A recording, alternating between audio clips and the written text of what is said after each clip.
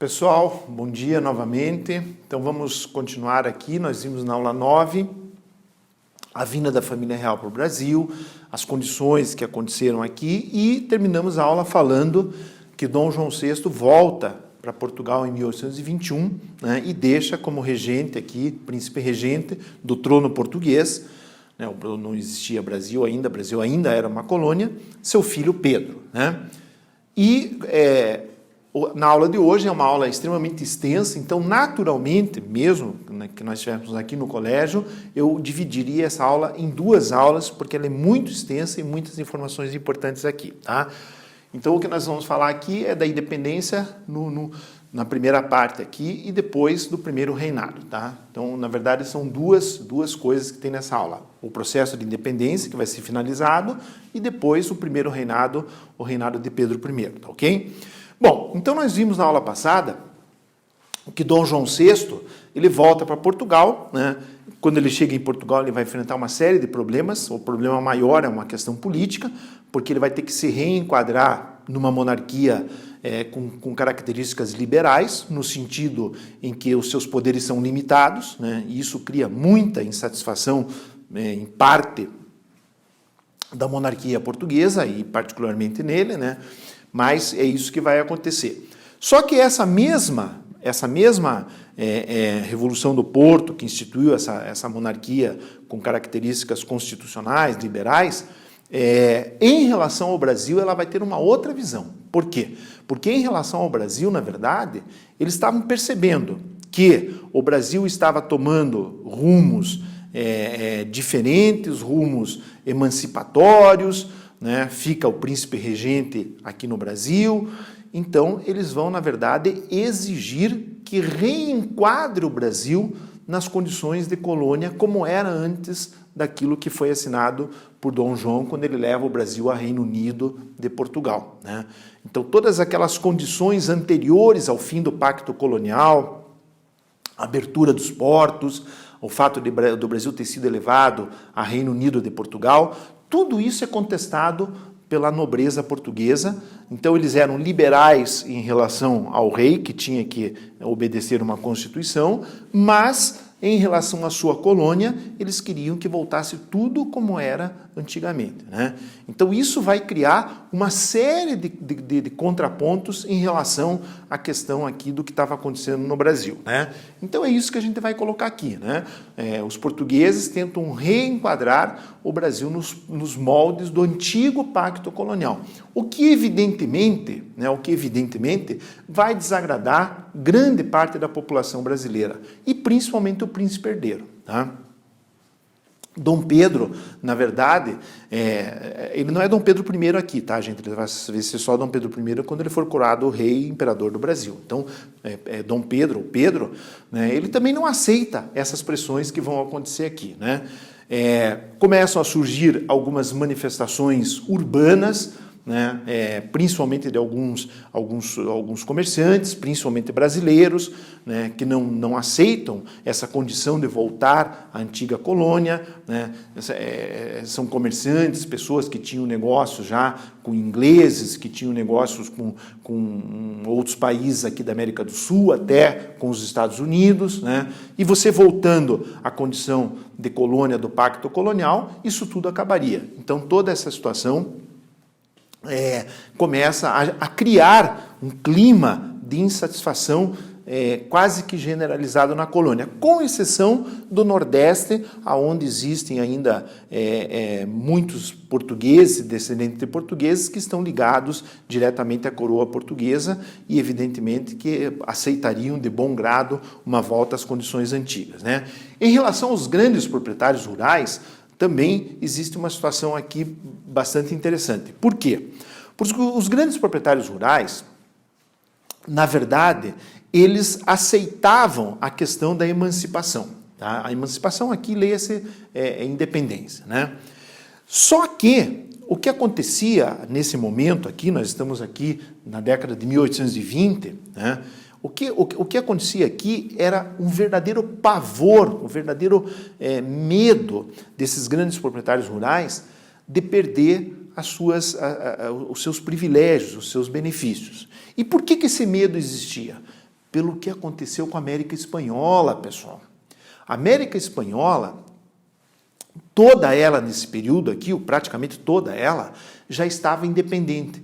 Só que se nós formos analisar aqui da independência das colônias espanholas, nós vamos ver que a América Espanhola se fragmentou, né? Tanto que a América Espanhola era uma só, que vinha desde a América Central e passava por toda a região aqui da América do Sul, todo esse pedaço de terra chamava-se América Espanhola. E quantos países surgiram após a independência de toda essa porção de terra que pertencia à Espanha, né? Foram dezenas de países, né? Então, foram vários líderes, foram várias revoltas, várias rebeliões, e aí cada líder, no seu contexto, de acordo com o seu interesse, com os interesses particulares daquela região, foram fundando países novos. Tanto que hoje nós temos aí mais de 10 países diferentes que formam a antiga América Espanhola. Então, um grande medo dos grandes proprietários rurais é que acontecesse isso também com o Brasil. E olhe, por muito pouco não aconteceu. Nesse ponto aqui, o papel de Dom Pedro I e mais tarde de Dom Pedro II, mas principalmente Dom Pedro I, foi fundamental, né? Então, eles aceitavam a questão da emancipação, mas desde que fossem protegidas as suas características, os seus benefícios. Primeiro, a propriedade de terra, né? Então, tinha que haver a garantia que os seus grandes latifúndios, que essas suas grandes porções de terra não sairiam das mãos deles. Então, e para isso teria que ter a hegemonia, teria que ter a configuração do Brasil da mesma maneira que ele estava até então, né? Outra coisa, permanecer com a escravidão, né? Grande parte dos proprietários rurais tinha como características da mão de obra enormes contingentes de escravos, né? E para eles seria um prejuízo, uma situação absolutamente, do ponto de vista econômico, absolutamente insustentável, acabar com a escravidão. Então, um compromisso de que o Brasil, se tornando independente, continuasse a escravidão. Isso vai ser um problema, porque, na verdade, a Inglaterra vai pressionar violentamente o Brasil, a partir da sua independência, que acabe com a escravidão, né? E isso vai acontecer só em 1888, né, lá no dia 13 de maio de 1888, vai demorar, mas a Inglaterra sempre pressionando o Brasil para acabar com a escravidão. E os proprietários rurais queriam a garantia de que a escravidão não fosse abolida no Brasil com a libertação do Brasil, né? E, por último, a manutenção do território brasileiro, né? Porque eles achavam que se o Brasil se dividisse, o Brasil se tornaria um país muito mais fraco, né? Eles perderiam uma série de privilégios, né? E, então, que se houvesse a independência, fosse feito o possível para manter o território nacional, né? Então, o que vai acontecer aí? A única possibilidade de existir a garantia dessas situações aqui é que houvesse um líder, uma pessoa que fosse consenso aqui. Então, o que vai acontecer é que vai haver uma aliança entre essa elite, tanto a elite urbana como a elite rural, em torno de Pedro, para que Pedro, também herdeiro do trono, a maioria aceitava, a maioria, não todos evidentemente, mas a maioria aceitava que se continuasse uma monarquia desde que Pedro assumisse, né? E aí então, ao redor de Pedro, essa situação em que se poderia emancipar o Brasil, que se continuasse a monarquia, desde que fossem garantidos esses privilégios aqui, né?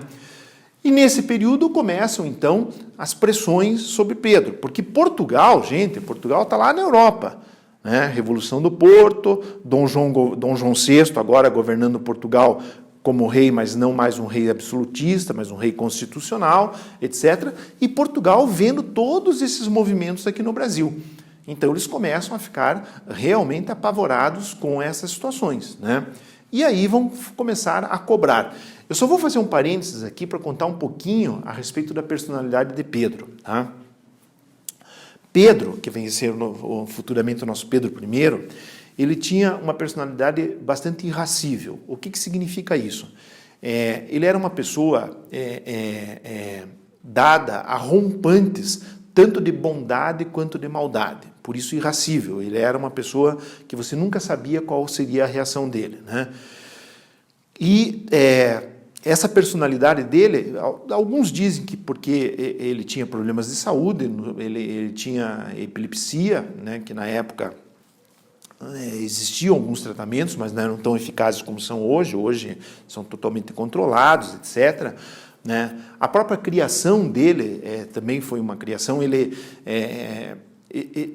era até ele ficar aqui como príncipe regente, dizem os livros, os autores das biografias dele, que ele só se preocupava em cavalgar, que era uma das paixões dele, né? Ele adorava cavalgar, era um exímio cavaleiro, né? Era um exímio espadachim também. Então, que ele adorava cavalgar e era uma pessoa dada à farra, dada à diversão mundana, né?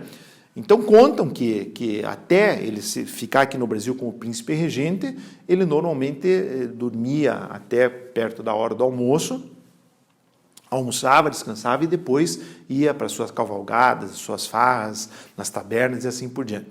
A partir do momento que ele fica como príncipe regente, há uma mudança, não em relação à personalidade, porque a personalidade era dele, né? Essa maneira estourada que ele tinha, mas em relação aos hábitos. Ele passa a levantar às 5 horas da manhã, todos os dias, né? Ir à missa, de madrugada ainda, escuro, e trabalhava até altas horas da noite, né? Claro, né, em alguns períodos ele também dava suas fugidas lá, porque essa tendência à farra, a mulheres, a bebida, ele não deixou de ter. Mas ele mudou completamente. E as pessoas não conseguiam acompanhar o ritmo dele, né? Porque simplesmente ele levantava às 5 da manhã e ia dormir tarde da noite, e no dia seguinte a mesma coisa, né? Então, por que eu estou contando isso? Porque tudo isso vai ter a ver com o que vai acontecer nessas pressões que ele vai sofrer. Em 1821, né, as cortes portuguesas solicitam o retorno de Pedro a Portugal, né? Solicitam de uma maneira relativamente educada, mas impositiva, né? E, justamente de acordo com o que eu acabei de falar para vocês, Pedro não gostava muito de aceitar ordens, né, vindas dos outros, né? E principalmente foram as cortes portuguesas que mandavam essas cartas, né? Então, Pedro não aceita voltar, né? E em janeiro de 1822, então, ele vai fazer uma declaração, né, falando que não aceita imposição das cortes portuguesas e que ele não sairia do Brasil, que ele ficaria aqui, né? Não, ele tem uma carta que ele escreve para Portugal, são várias coisas, mas a carta termina, né, dizendo lá: se é para o bem geral da nação e pela felicidade do povo brasileiro, diga ao povo que fico, né? Então isso aqui é conhecido como o dia do fico, né? Então aí começa a se criar uma situação de impasse. Por quê? Porque as cortes portuguesas, preocupadas com o andamento das coisas aqui no Brasil, né, começa a pressionar, né, um príncipe regente que não aceita pressões, até por conta da sua personalidade e por conta do entorno dele, né, porque ele era visto aqui no Brasil como a única pessoa capaz de promover a independência do país e manter todos esses privilégios aqui que a gente comentou há pouco, né? E aí a situação começa a se agravar, né? Portugal cria uma figura lá de governador das armas, né? Governador das armas, ou governador de armas, na qual, então, pessoas ligadas diretamente ao reino português vieram para o Brasil para governar determinadas províncias.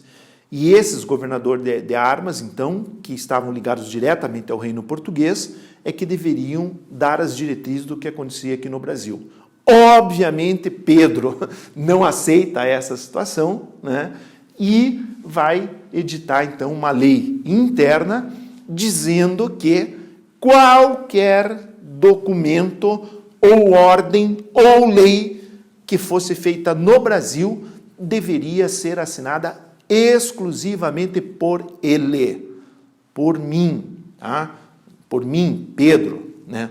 Não aceito ordens de Portugal, não aceito qualquer pessoa a mando da coroa portuguesa, a não ser que eu autorize. É conhecida como a lei do cumpra-se. Cumpra-se as minhas ordens, tá? Bom, aí a situação começa a ficar absolutamente incontornável, né? Na verdade, essa situação toda, né, ela já estava ficando incontornável, né, pela relação entre Pedro e as cortes portuguesas, né? Em junho de 1822, tá? Então, praticamente 2 meses e pouquinho antes do dia da independência, 7 de setembro, né? Pedro convoca uma constituinte. Pessoal, qual o sentido de você convocar uma constituinte para um território que era uma colônia? Não há sentido. Constituinte é a carta magna de um país soberano. Então, quando Pedro convoca essa constituinte, evidentemente que ele já estava deixando muito claro as suas intenções em relação ao Brasil, né? Então, aí, realmente, o caldo entornou entre Pedro e as cortes portuguesas, né? Porque aqui é praticamente uma declaração de independência. Não é oficial, mas é praticamente uma declaração de independência, né? Só se pensa em elaborar uma Constituição num país soberano, né? Uma colônia não tem Constituição, a Constituição é da metrópole, do país que controla essa colônia. Então, quando Pedro faz isso aqui, azeda de maneira incontornável as relações, né, entre as cortes portuguesas e Pedro, tá? Muito bem, né? E todo mundo, principalmente esse senhor aqui, né, José Bonifácio, conhecia muito bem a personalidade de Pedro, né? Na verdade, José Bonifácio é um personagem extremamente importante nesse contexto aqui, tá? Extremamente importante. Ele praticamente vai ser o artífice da independência do Brasil e de como o Brasil consegue manter a unidade do território nacional, como o Brasil consegue superar as dificuldades em relação à independência, né? Não foi uma coisa simples, né? E ele era extremamente ligado a Pedro, embora depois eles vão ter algumas desavenças, se separam e voltam-se a unir quando Pedro vai embora do Brasil, né? Mas então o que vai acontecer? Os paulistas, já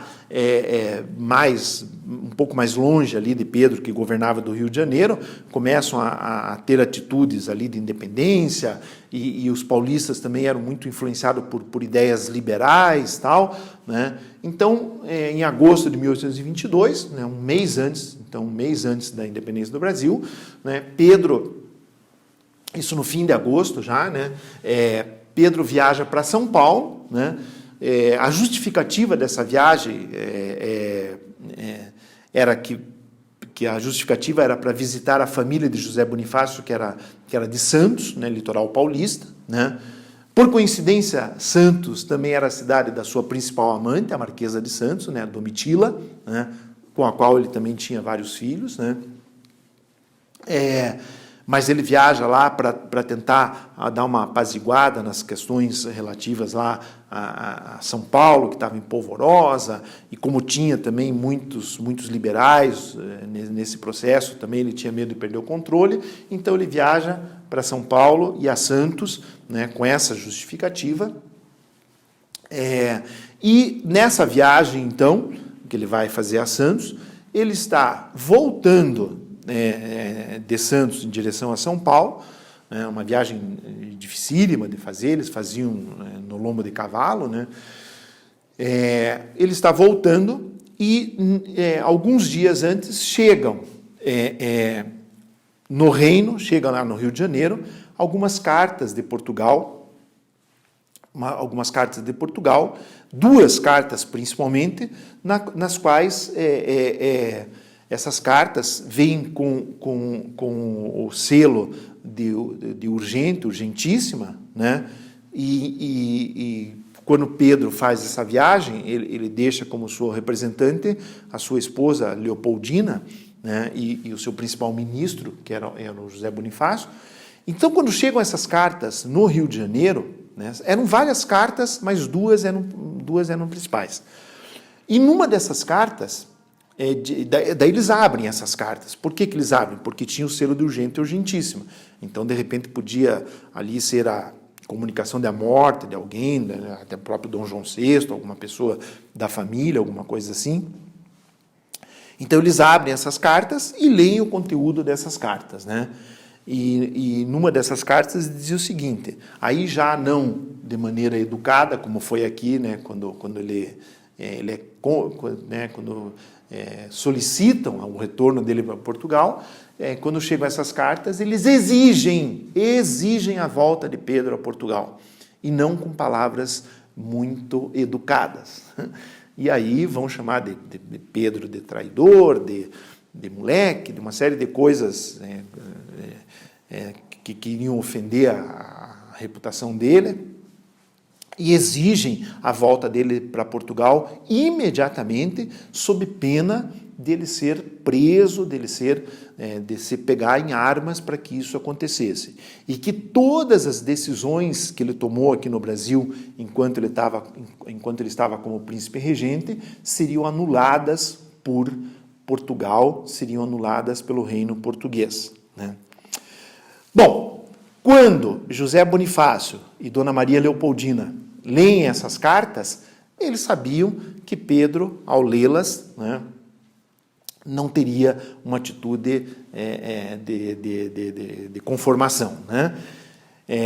Dizem alguns historiadores que Leopoldina comenta com José Bonifácio, caro Bonifácio, os frutos estão maduros, basta apenas colhê-los, né? Quer dizer, os frutos que ela quis dizer que era uma analogia à independência do Brasil, né?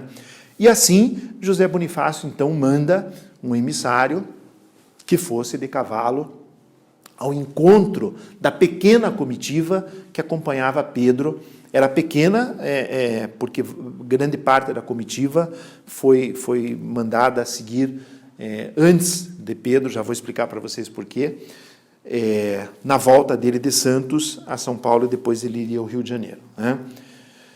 E assim foi feito. Então vai um emissário com essas cartas, né, que deveriam ser entregues pessoalmente a Pedro, né, e vai encontrar então Pedro no meio do caminho, ou quase mais perto de São Paulo um pouquinho, às margens do Riacho Ipiranga, e na qual, então, ele dá essas cartas a Pedro, né?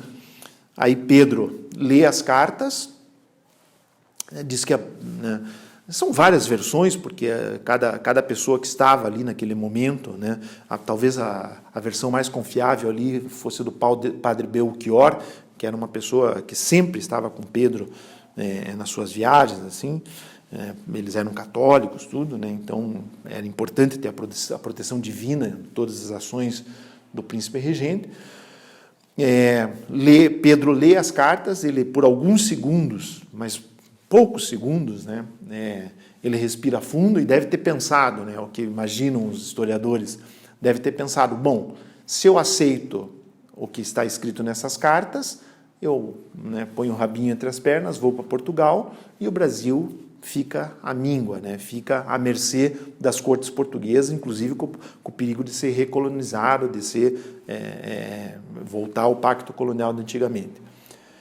Não é isso que eu quero, né? E aí, com muita raiva, com muita disposição, ele então põe uma casaca, né? Essa casaca tinha as insígnias do reino português, né? De um lado, algumas medalhas que tinha aqui, que é a casaca de príncipe regente que ele usava, que eles não estavam usando na viagem, já vou explicar para vocês. E aí, né, pega a sua espada, né, e ergue a sua espada, né, e grita lá, né, nenhum laço nos une mais a Portugal que querem nos escravizar. Daqui para frente eu declaro o Brasil independente. Então daqui para frente é independência ou morte. Então Então dizem que foi mais ou menos essas palavras que usou. E, num momento de muita raiva, de bastante ira, ele pega os símbolos do reino português que estavam na casaca e arranca com força e joga no chão e declara então o Brasil independente de Portugal e grita essas palavras aqui, né? E aí o Brasil então passa a ser independente de Portugal, embora politicamente o Brasil passe a constituir uma nova nação, do ponto de vista social, econômico, etc., pouca coisa mudou. Porque para que isso acontecesse, para que isso fosse sedimentado, nós tínhamos que atender aqui aos interesses da elite que dominava o Brasil até então. Então, houve aqui, tacitamente, não houve por escrito, mas tacitamente, um acordo, né, entre Pedro e essas elites para que a independência lograsse êxito. Não foi simples, mas vai ser o que vai acontecer, né? Então há a independência política, mas do ponto de vista social e econômico não foram muitas as mudanças nesse período aqui. Em relação ao grito do Ipiranga, só como curiosidade, mas é interessante contar para vocês aqui, o que aconteceu foi o seguinte, gente. Pedro, por que a comitiva dele se adiantou, né, em relação à viagem? É que quando Pedro sai de Santos, ele já estava com alguns problemas estomacais, né, e ele começa a sentir, né, as manifestações desses problemas estomacais, né, e ele é acometido, então, de uma violenta diarreia, né? E aí, então, para não atrasar a comitiva, etc., ele manda que grande parte de sua comitiva vá na frente, né, e ele fica com algumas pessoas bem ligadas a ele, né? Eu falei desse padre, mas tinha outras pessoas, mas, né, não mais do que 10 pessoas, a comitiva normalmente eram 40, 50 pessoas, mas ficam ali ao redor dele, né, apenas uma meia dúzia de soldados, né, para proteção dele, e mais uns 4 ou 5 assessores diretos que eram intimamente ligados a ele. Só que ele muda de montaria, ele passa a montar uma mula, né, uma mula e não mais um cavalo. Por quê? Porque o andar da mula ele é muito mais suave do que o andar do cavalo, que é mais picotado, é mais verticalizado. E para uma pessoa que está prejudicada do ponto de vista estomacal, que está com diarreia, o andar da mula é muito mais conveniente. Então, na verdade, ele estava numa mula, né, por conta da sua condição. E por conta que ele tinha que parar regularmente para, né, fazer as suas necessidades, ele não estava vestindo o seu uniforme tradicional, né, o seu uniforme de príncipe regente. Então, conta que ele estava com um cirolão, uma camisa normal, por isso que ele pede o casaco, né, e daí vai vestir o casaco, pede a sua espada, que nem estava com ele, né, porque ele tinha que sair ali, e daí ele então veste o casaco, põe a espada, daí ele faz todo esse movimento, mas em cima da mula. Então, existe um quadro famoso do Pedro Meirelles, né, que mostra lá, esse quadro foi pintado muitos anos depois da independência, né, ali toda a comitiva, ele num cavalo fogoso, ali todo uniformizado. Isso não é exatamente a realidade, né? Isso é apenas uma curiosidade, né? Porque você, quando vai contar um fato histórico, você tem que embelezar, você tem que deixar essa situação, né, mais comovente, né? O fato é que o que interessa, que foram as palavras e a atitude deles, são verdade, né? Mas que realmente a situação em si não era, né, o que aparece naquele quadro, que inclusive vocês têm na apostila, um retrato desse quadro, não era aquela, né? Mas a situação toda aconteceu, né, e foi em função das cartas. E aí ele declara a independência do Brasil, tá? Na segunda parte dessa aula, então, nós vamos ver, então, como foi o reinado tumultuado de Pedro I. Então, agora, não mais Pedro, e sim Dom Pedro I, primeiro imperador do Brasil. Tá ok? Pessoal, até a próxima aula. Um abraço a todos vocês.